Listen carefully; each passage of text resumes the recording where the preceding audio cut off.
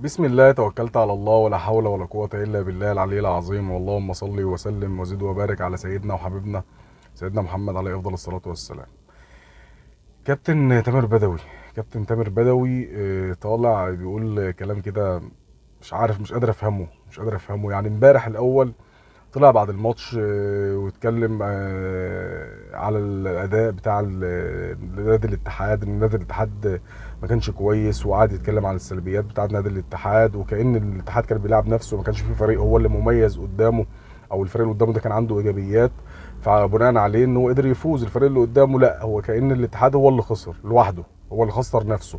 فقلنا مش مشكله يعني، عادي خلاص، الراجل بقى يعني فاهم، السبوبه تحكم وكده، والراجل بقى مش عايز يخسر الناس هناك، وشايف ان دماغه ان هو يعني ايه، مش عايز يزعل حد منه هناك، ومش عايز يقطع السبوبه. فطبعا انا ما اقدرش ان انا انكر اعجابي الشديد جدا بكابتن تامر بدوي في تحليله وفي ارائه وفي اسلوبه وفي طريقته وفي لباقته وفي حاجات كتير قوي عنده بصراحه، مميزات كتير في الكوره كتحليل يعني. لكن اللي حصل ان هو للاسف يعني حاول ان هو يعرض زياده عن اللزوم يعني، او اللي هو تبنى التعريض. فاهم انت؟ عارف لما حد يتبناه، لا هو مش يعني مش مفيش حد طلب منه. ليه؟ لان اصلا اخواتنا في السعوديه ومنهم الاعلاميين طبعا المعروفين هناك، ومنهم كابتن وليد فراج، بعد ما قعد عرضها قبل الماتش وقال الاتحاد هيعمل وهيسوي ويلخ وحاجات كتير، رجع بعد الماتش عادي جدا، خلاص الماتش خلص والاهلي قدر ان هو يفوز، ابدا اعجابه بالنادي الاهلي وندم على اللي هو قاله، وقال لك انا بعتذر، ورجع جاب وراه وقال لك خلاص يا جماعه انا بعتذر، واهدوا يا مصريين، وهزاركم تقيل، وكنت بهزر معاكم، والاهلي ده فريق يا اخي كبير، وفريق ليه قيمه وقامه، وهكذا. وقعد طبعا يشكر في الايه، في النادي الاهلي. ده ابن السعوديه، ده ابن السعوديه يا كابتن تامر، حضرتك ما قدرتش تقول اللي ابن السعوديه قاله. والمفروض ان حضرتك حتى مش محايد، مش مثلا انت من تونس ولا من المغرب ولا من الجزائر ولا من السنغال ولا من بوركينا فاسو، لا ده حضرتك مصري، واللي عمل الانجاز ده فريق مصري، واللي قدر يفوز على الاتحاد السعودي ده الاهلي المصري. ومع ذلك قلنا مش مهم خلاص يعني، عادي فاهم، الناس اغلب الناس ما خدتش بالها اصلا، ومحدش اتكلم عنه، والموضوع انتهى.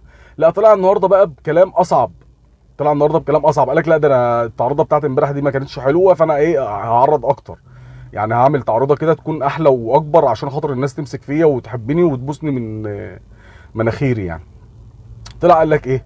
طلع قال لك ان الاهلي فاز على الاتحاد يعني يعتبر بالحظ يعني، وان الاهلي لو كان قابل الهلال، كان الهلال هيفوز، ونسبه فوز الهلال هتكون بتاع 80 90% مثلا قدام النادي الاهلي. والنادي الاهلي يعني حتى اللي بيكلمه بيساله وبيقول له يعني نسبه فوز الاهلي قد ايه، يعني ما كانش في امل ان هو يفوز يعني، فضحك كده ضحك ايه، بسخريه وباستهزاء يعني هو يعني ايه، ما كانش هيحصل. فمش عارف بقى، انا كنت انت حضرتك عايش معانا في الكوكب ولا لا؟ او الناس، في ناس كده معينه لما بتحب ان هي تعرض بتلاقيها دايما بتحس ان هي مش موجوده معانا في الكوكب، لا هم عايشين في كوكب تاني، بيدوروا على احداث تانية غير اللي موجوده في الحقيقه. ليه؟ لان الحقيقه بتقول ان الاهلي قدر ان هو يفوز على الهلال 4 يا كابتن تامر، والله دي الحقيقه، وده اللي حصل. مش الحاجات الخزعبليه اللي انت بتقولها، اللي هي الايه، لو الاهلي قابل الهلال، لو ديت يعني طول عمري وانا اسمع عنها ان هي اسمها كلمه لو متشعلقه في الجو، يعني حاجه مش موجوده.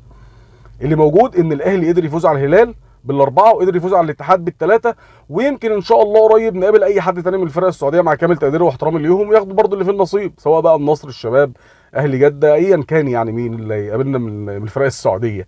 فمش عارف بصراحه يا كابتن تامر، مش قادر افهمك يعني، انت تبنيت التعريض ليه؟ ليه والله بجد بتتبناه؟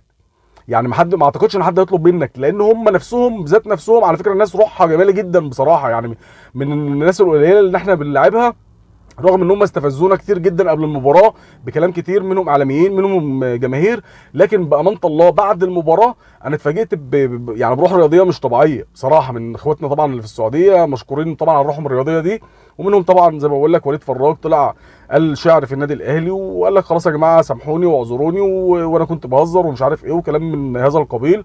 وطلع ناس من المشجعين السعوديين اللي هم اللي كانوا طلعوا في فيديوهات قبل المباراه، وان هم كانوا بيحاولوا ان هم يقللوا من النادي الاهلي، طلعوا بعد المباراه قعدوا يهزروا وقعدوا يقولوا واحد اتنين الكبسه راحت فين. ومنهم اللي شجع النادي الاهلي اللي هو بتاع ال 10000 ريال دوت، وقال لك خلاص انا سامحوني في ال 10000 ريال وانا من النهارده اهلاوي والكلام. يعني انا اقصد ان هم مش ما عندهمش حتى الشده اللي تخليك تعرض عشانهم، يعني هم مثلا مش من النوعيه المتعصبه فانت لما تعرض فهتكسبهم، لا خالص، الناس عندها روح رياضيه كويسه جدا، وما عندهمش مشكله، ما عندهمش ازمه في الخساره. فانت ليه بتتبنى الفكره دي وبتقول كلام مش موجود ليه في الواقع؟ او حاجه ما حصلتش في الحقيقه. يعني خلاص هو خلاص يا عم ربنا يسهل ونقابل الهلال تاني ونقابل اي حد تاني، عشان خاطر يعني حضرتك تتاكد وتشوف عظمه النادي الاهلي وقدرات النادي الاهلي المصري يا كابتن تامر يا بدوي يا مصري. بس يعني دي الرساله اللي انا كنت عايز اقولها لك، ان خلاص هو بقى امر واقع ان في ناس للاسف ممكن يبقى بتحبها مثلا من طريقتها او من كلامها او من فعلها او شغلها او كلام من ده، لكن الشخصيه بقى نفسها خلاص ما اعتقدش ان حد هيتقبله او حد ان هو هيبقى شايف ان هو شخص كويس. يعني خلاص يعني انت حر، انت في نفسك كده، حاجه ترجع لك ولشخصك. واعتقد ان انت خسرت كتير جدا يا كابتن تامر بتصريحاتك دي، وهتخسر اكتر اكتر لما ترجع مصر تاني. وايا كان بقى ممكن يعني ممكن يستغنوا عنك بسبب التعريض ده، ممكن على فكره ما يبقوش حابينه. يعني وارد ان هم ما يكونوش حابينه او مش مصدقين الكلام اللي انت بتقوله، فوارد ترجع تاني. فمش عارف بقى لما ترجع تاني هترجع تروح فين. ايا كان يا كابتن تامر، زي ما قلت لك النادي الاهلي احنا الحمد لله عارفين قدراتنا كويس جدا، وقدراتنا ديت مش بالكلام مش بلو اللي مش عليها في الجو، لا ده بفعل وبحقيقه.